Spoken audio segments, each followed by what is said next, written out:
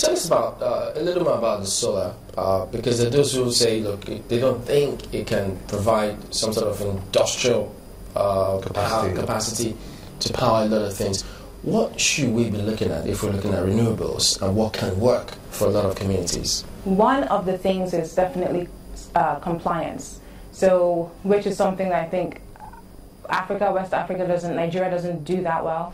I can come and sell you a solar power and say the capacity is 1 kilowatt, right? And that's the nameplate. Someone has to test that and prove that it's actually 1 kilowatt. And I know that we have an inspection agency that does that. I don't know how often or how much they actually inspect what's coming in from China and the rest of them, because anyone could put any nameplate on there. So what I would say is that compliance has a big role to play in the success of solar in Nigeria. As long as we have solar panels that we're putting in that are putting out as much power as what we say, I think that it's going to be better and easier for us to sell the solar thing to people. But if something is actually 500 watts and you're selling it for 1 kilowatt and someone buys it and it's doing worse than what they expected, then they blame it on solar energy. But it's not really the fault of solar. It's that the research wasn't done well, or that those who were supposed to do the inspection and the compliance and the regulation didn't do a good job. So that's something that I would hit on first with regards to renewables and solar. All right, we'll go to break. We'll be back and wrap this up in just a moment. Join us again. Welcome back. It's our concluding moment with Dr. Onyeochi. Let's talk about metering. I mean, we always have this conversation back here. Yeah. Lots of people want to buy their meters from manufacturers and not wait for the distribution companies to supply their meters, because some of them say they've been waiting for like forever. So how does it work? All the other places you've been, do they have to get their meters directly from manufacturers, or they could buy it anywhere the same way they buy their phones? Not a good idea. It's not something I would recommend at all. In the U.S. and in most parts of what they would call the developed world, it's supplied by utilities. And it makes sense. I mean, software, you can get software for anything, hacking.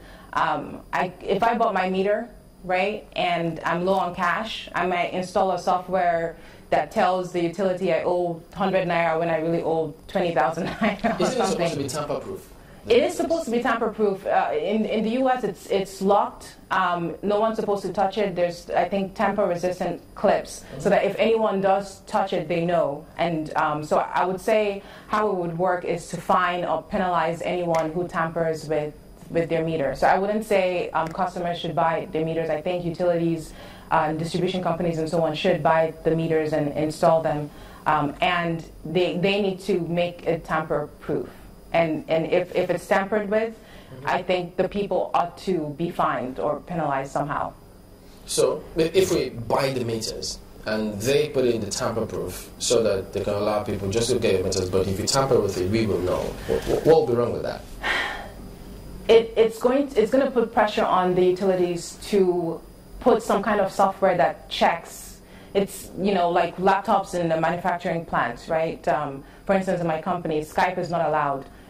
And so if I came in with my laptop and I had Skype, that means that the IT department or someone has to run software to make sure there's no Skype software on the laptop. So I think that's what utilities would have to do if people start to buy their own meters, is how do you ensure that there's no hacking software on there. How much of a response are you getting, considering what you're doing in Africa now, particularly in Nigeria since you started? How much of a response are you getting from people? I've kind of stayed low profile for a while, so I haven't gotten a lot. I mean, obviously, I try to see if I can meet with the Ministry of Energy and so on. It's not always easy to meet these people, but that's really my goal. Is I want to, especially with Power Africa, to partner with the right people, with faculty in universities, with the ministries of energy, even with the ministries of education, because you have to educate, the young people and even experienced people still need more education, continuing education, and IEEE help to provide that. So I would love to get engaged in more projects, but right now I'm not doing any Nigeria projects. Did you believe that having solar technology or wind technology, for instance, is affordable for most Nigerians? It can be if the government subsidizes it. Every other developed country, the government subsidizes that technology, and that's what the government needs to look into.